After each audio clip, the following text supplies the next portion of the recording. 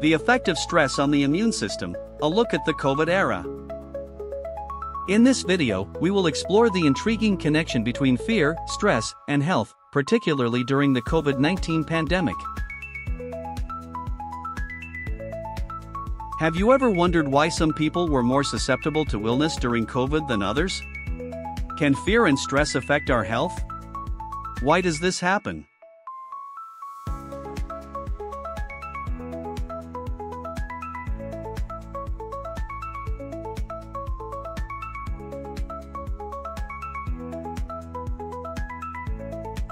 Our body has a gland called the adrenal gland, which consists of two parts, the cortex and the medulla.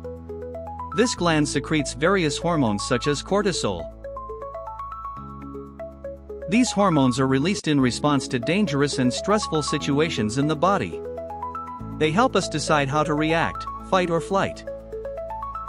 Cortisol increases blood sugar levels, providing glucose for energy during stressful situations. A familiar example of this is the intense focus while studying the night before an exam. Hormones help us concentrate on our tasks.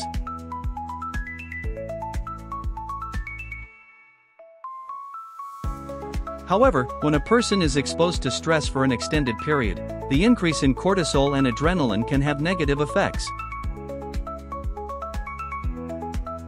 These hormones reduce the number of white blood cells and weaken the immune system.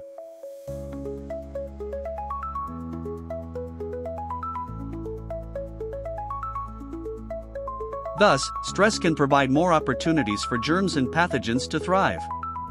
It's likely that those who experienced more fear were at greater risk of infection during the COVID era.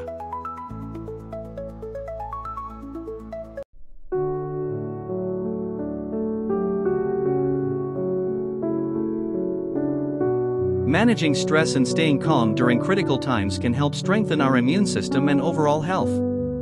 Let's prioritize our well-being together.